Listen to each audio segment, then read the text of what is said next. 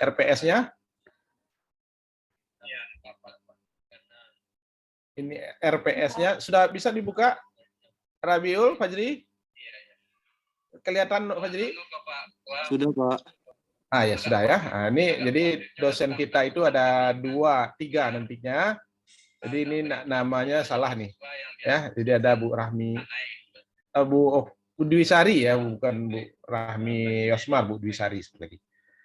Nah, jadi nanti kuliah yang saya berikan nanti itu berhubungan ke spesifikannya dengan sistem imun nantinya, ya. Jadi kalau kita lihat nanti ini kuliah pertama, nah ini kita bercerita nanti tentang penyakit pendahuluan dulu ya, autoimun. Kemudian yang kedua tentang alergi ini, bahas tentang alergi. Kemudian yang ketiga tentang kelainan daripada darah. Yang keempat kelainan daripada pembekuan darah, ya, anemia ya. Dan yang kelima tentang penggunaan vaksin. Nah, itu yang kita bahas nanti pada pertemuan kelima ini, ya, 5 pertemuan itu. Nah. Kemudian lagi pertama ini pertemuan kita itu adalah tentang ini ya, tentang apa itu farmakokinetik ya, ini dulu cerita kita. Farmakokinetik ini yang penting bagi kita. Ya. Mahasiswa yang menuntut mungkin berinteraksi juga Pak, karena kami satu kelas kan. Nah, ini kita cerita kita.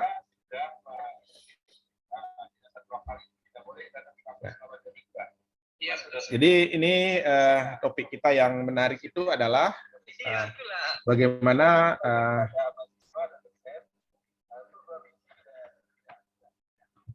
perkembangan ya farmakoterapi itu, kemudian DRP itu ya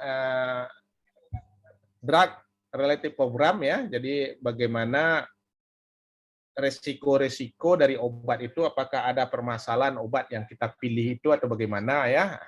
Tentu nanti sasaran Anda adalah di apoteker nantinya, ya sebagai orang apoteker. Jadi ini dah ilmu aplikasi sebenarnya ini. Kemudian lagi yang perlu kita perhatikan adalah ini. Jadi kalau kita lihat definisi sederhananya, farmakoterapi itu adalah terapi menggunakan obat berdasarkan jenis penderita ya. Jadi kita udah lihat penderitanya lagi ya, berdasarkan jenis penderita. Jadi kalau kita lebih lanjut lagi adalah ini, ilmu yang terkait dengan farmakoterapi itu apa saja? Nah, Anda sudah belajar tentang farmakologi ya, farmakologi. Farmakologi itu ada farmakokinetik, ada farmakodinamik ya. Di farmakokinetik kita mempelajari nasib obat, dan di farmakodinamik bagaimana interaksi obat itu ya, kerja efek obat itu mempengaruhi daripada organ atau tubuh kita. Kemudian yang tidak terlepas bagi kita, ilmu dasar kita adalah fisiologi manusia. Ya, fisiologi manusia, kemudian patofisiologi ya. Ilmu ini sangat penting bagi kita. Nah, walaupun yang di fisiologi dan patofisiologi ilmunya bahan kuliah kita sedikit, tetapi kita nanti Anda bisa mengembangkan. Jadi Anda mengembangkan sendiri mata kuliahnya itu. Kemudian interaksi obat. Ya, interaksi obat. Kemudian juga mempelajari mikrobiologi ya, ini berhubungan dengan infeksi tadi kan. Apa bedanya mikrobiologi dengan parasitologi ya? Ya? Kalau mikrobiologi kita lebih banyak arah kerjanya itu pada pelajari bakteri ya, pelajari pada virus, sedangkan pada parasitologi kita mempelajari tentang protozoa, mempelajari tentang cacing, helminths dan arthropoda ya. Nah, itu yang kita lihat.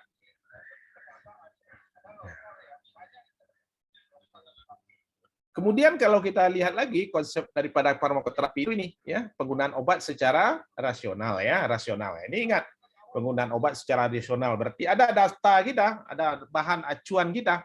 Nah, jadi acuan kita itulah buku-buku tadi. Jadi pegangan kita itu adalah Dipiro ya. Jadi Anda semuanya sudah tahu tentang Dipiro itu. Jadi kita dapat memilih obat secara rasional berdasarkan jenis dan tanda-tanda penyakit, ya, kondisi khusus pada penderita, kemudian obat yang bersamaan digunakan, ya, interaksi obatnya. Nah, ini kuncinya, konsep daripada farmakoterapi itu. Bagaimana kita bisa, ya, memberikan obat secara rasional berdasarkan jenis dan tanda-tanda penyakit, kemudian kondisi khusus pada penderita, kemudian obat yang digunakan itu gunakan secara bersama, ya. Jadi interaksi obat tidak hanya dengan makanan saja nanti, tapi juga sesama obat itu sendiri, ya. Nah, ini jangan lupa Anda semuanya bahwa konsep kita seorang apoteker nantinya, seorang sarjana farmasi ini nih, ya. Ya, nah, kita tidak terlepas nantinya dengan mekanisme dari terjadinya penyakit, ya. Mekanisme terjadinya penyakit atau penyebab penyakit ini sudah pelajari. Ini nantinya patofisiologi dan patofisiologi dan patologi penyakit, ya. Kemudian baru kita bisa memilih obat. Kita memilih obat itu memang obat-obat hanya obat bebas terbatas dan obat wajib apotik, ya. Itu kalau dijumlahkan penyakit itu ada sekitar 150 penyakit itu dengan obat wajib apotik itu.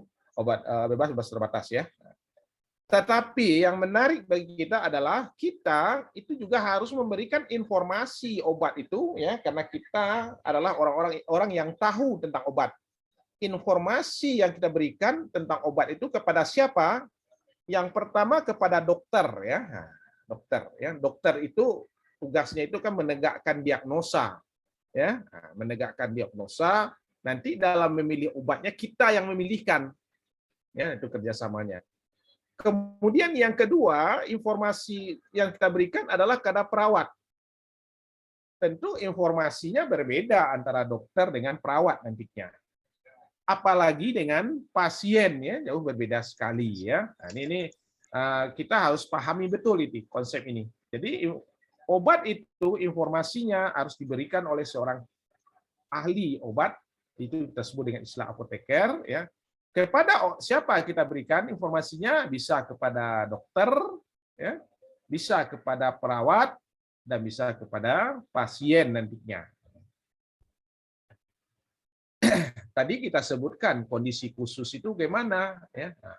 Kondisi khusus yang perlu kita perhatikan nanti adalah penggunaan pada obat-obat yang pertama pada bayi, ya, bayi dan anak-anak, ya. Kalau pada bayi dia masih tumbuh kembang, kemudian organ-organ metabolisme belum begitu sempurna, ya. Nah, jadi ini harus kita perhatikan betul. Kemudian tumbuh kembang banyak sekali obat-obat yang tidak cocok, ya, atau yang mengganggu pertumbuhan. Kemudian geriatri, ya. Nah, kalau geriatri kebalikan daripada periatri, ya, pada bayi dan anak-anak itu. Pada geriatri, ya, organnya itu organ metabolisme daripada untuk obat itu telah mulai terjadi penuaan, fungsinya tidak normal lagi, ya, dah menurun dia. Sehingga toksisitas obat atau keracunan obat atau obatnya tidak berkhasiat itu bisa saja terjadi nanti pada geriatri. Kemudian yang tidak kalah pentingnya lagi adalah pada kehamilan, ya. Orang hamil, ya, ini adalah dua individu sebenarnya.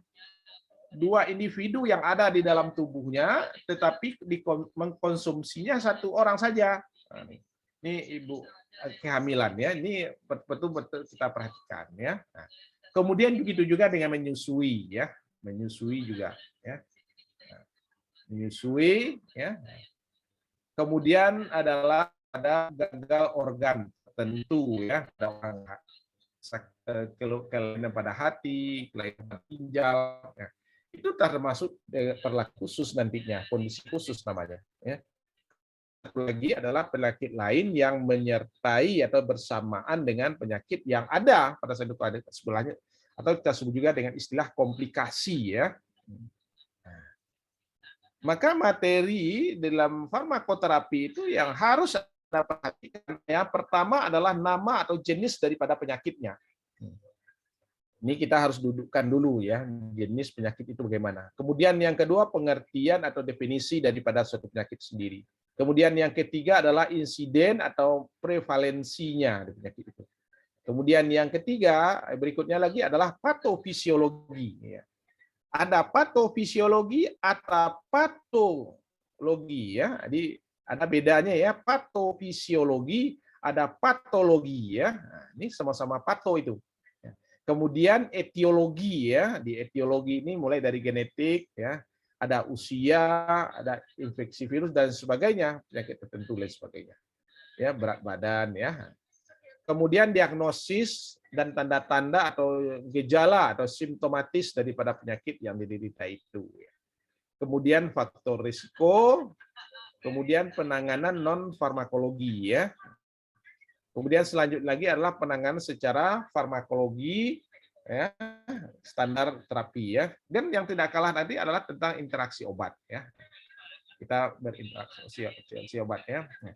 Interaksi obat harus Anda perhatikan bahwa interaksi obat tidak hanya obat sesama obat yang sama-sama kita makan, tetapi juga interaksinya dengan makanan, ya, apakah dengan makanan atau minuman nantinya. Itu harus diperhatikan sekali. Ya, kalau enggak nanti kita perhatikan obatnya tidak berkhasiat, ya. Contoh sederhana misalnya ya, obatnya adalah antibiotik. Kita gunakan bersamaan dengan susu misalnya. Oh, ternyata susu ya menarik daripada bereaksi dia dengan susu itu sehingga penyerapan antibiotik tidak terjadi. Itu contoh sederhana. Kita akan ceritakan nanti bagaimana minggu depan itu tentang cerita obat itu ya, satu contoh sederhana ya, alergi ya. Alergi kalau kita perhatikan definisi pada serologi dulu, A adalah tidak reaksi, jadi reaksi yang tidak dikehendaki di tubuh kita ya. Jadi kalau kita perhatikan alergi ini pencetusnya bisa saja bisa melalui oral ya, bisa melalui inhalan ya, bisa melalui injektan, bisa melalui kontaktan dan lain sebagainya. Nah, ini yang harus kita perhatikan Pak. Ya, itu ya. Itu sederhana ya.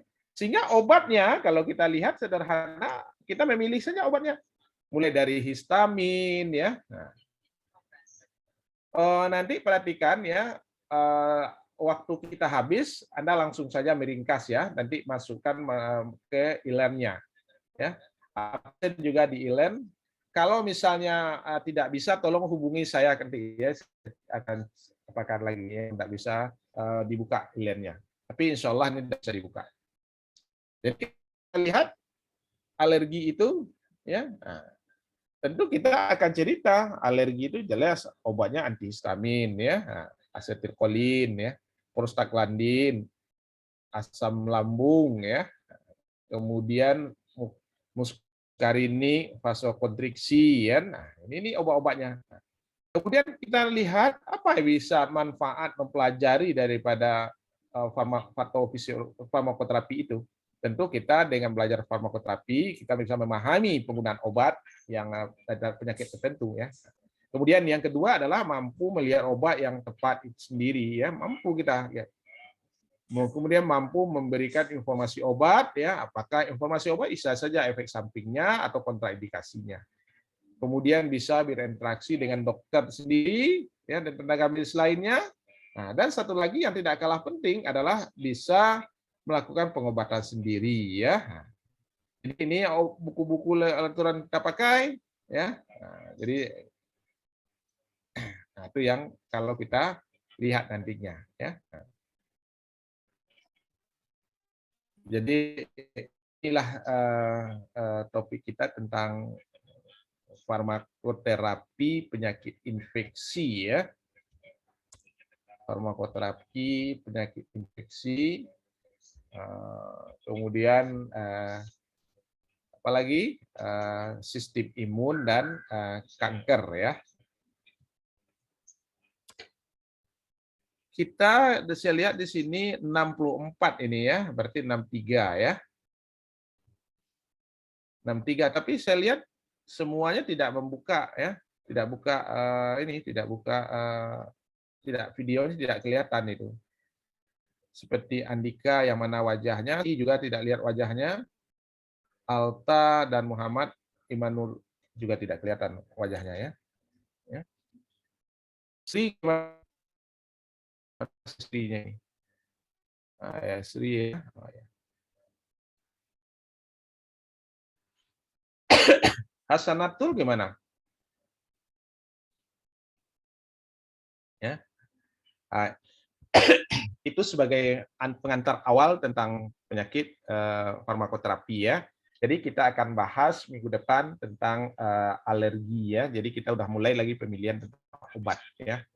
Jadi Anda nanti mulai ya sekarang ini mencoba meringkas kembali apa yang saya sampaikan, kemudian membuat soal sebanyak 10 buah tentang pendahuluan ini. Saya rasa itu saja dulu yang perlu. Ini waktu kita yang terbatas nampaknya ini ya. Jadi tidak usah dibuka baru lagi. Jadi di WA saja nanti Ilham ya, di WA kalau nggak bisa di absen ya. Ya.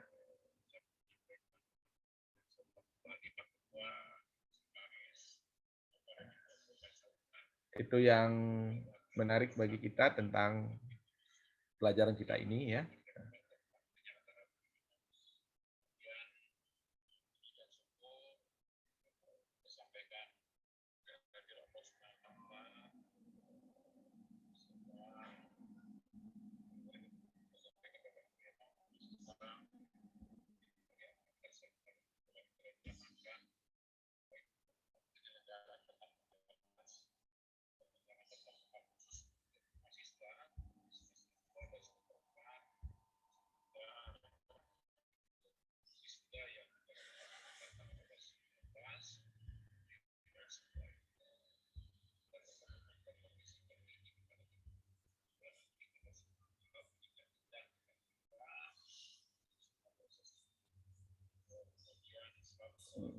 Coba dibuka e-learn-nya bisa enggak?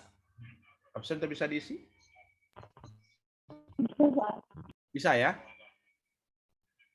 Oke ya. Jadi ya coba lanjutkan meringkasnya lagi.